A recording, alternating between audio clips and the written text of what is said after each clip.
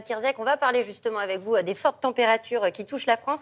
Il y a 20 ans, évidemment, il y avait la canicule, une canicule qui avait fait près de 20 000 morts. Ce sont les chiffres de l'INSERM. Est-ce qu'on a tiré les leçons, docteur Kierzek, de cette canicule de 2003 ? Le vrai problème en 2003, et pour ceux qui s'en rappellent, celles et ceux qui s'en rappellent, c'est que le 1er août, finalement, il fait chaud, il y a des températures qui sont un peu élevées, mais qui vont se maintenir, et il n'y a pas d'anticipation de Météo France. Et donc, on se retrouve avec des images, quand on regardait les journaux télévisés, j'ai repris quelques archives, d'images de la France, le bonheur, la plage, rapidement, la France aux urgences, finalement, et on se souvient tous de ces brancards accumulés dans les services d'urgence, où on voyait des personnes âgées, essentiellement, qui encombraient les couloirs, parce qu'on peut parler que de ça, que de ces images assez terribles. Moi, je me rappelle, à l'époque, on avait réouvert des services. Ce manque d'anticipation, on peut dire que là, les choses ont un petit peu changé, puisqu'il y a maintenant un plan canicule. C'est après la canicule de 2003 qu'il y a eu ce fameux plan canicule en 2004, avec la mise en place d'un système de veille, c'est-à-dire que dès le 1er juin jusqu'au 15 septembre, de manière systématique, chaque année, on a une vigilance sur les températures. Frédéric le sait bien, il nous en parle quotidiennement, avec des niveaux verts, jaunes, orange. On est en alerte canicule. Et puis, quand vraiment ça dépasse et qu'on est sur un phénomène exceptionnel, on a une mobilisation maximale avec des alertes de Météo France qui sont beaucoup plus précises.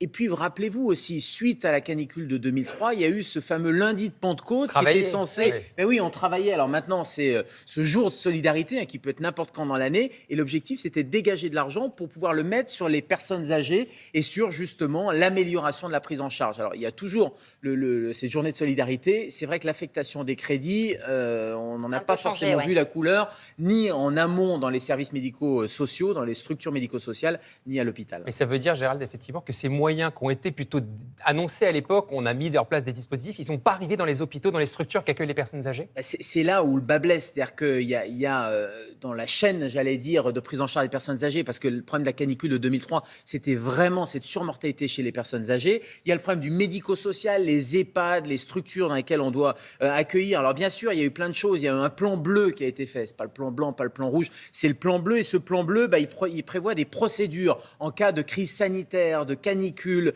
rafraîchir les espaces, repérer les personnes à risque, veiller à l'hydratation, adapter les menus, renforcer les équipes médicales. Mais qu'est-ce qu'il faut pour ça ? Il faut des moyens. Il faut des moyens humains, il faut des moyens en personnel. Pareil avec les services médico-sociaux dans les villes pour pouvoir aller au domicile des personnes les plus fragiles.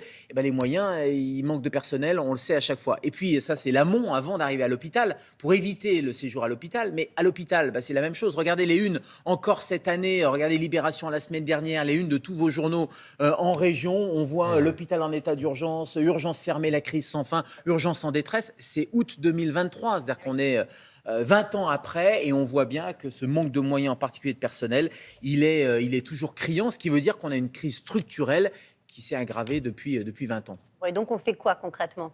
Alors, il y a des déclarations de bonnes intentions. Il y a deux axes, en fait. Il y a l'axe du grand âge, du bien vieillir. Et je crois qu'il faut vraiment, dans ce pays, qu'on prenne conscience qu'on vieillit. Et c'est une bonne nouvelle. Les progrès médicaux, plein de progrès ont fait que l'espérance de vie augmente. Sauf qu'il faut accompagner, parce qu'il y a le problème de la dépendance. Et on voit que cet été, par exemple, la loi sur le bien vieillir, qui était prévue, qui était dans les bonnes intentions, elle a été repoussée, là encore.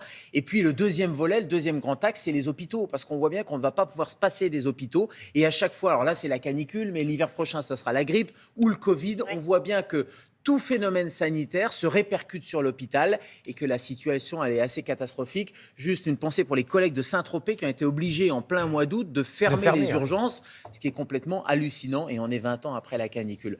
Donc voilà, les deux axes, c'est vraiment le grand âge, anticiper la dépendance et le bien vieillir, et le deuxième axe, c'est soutenir le système de santé avec probablement refaire un maillage de territoire, des hôpitaux de proximité, et soutenir la médecine de ville aussi. Ouais, la crise de l'hôpital, c'est vraiment pas terminé, effectivement, Gérald. Pour la canicule, en tout cas, courage, parce que les derniers jours commencent à approcher, a priori. Donc jeudi, devrait commencer à voir les températures baisser un petit peu, n'est-ce pas, Frédéric ? Je me tourne vers vous pour être sûr.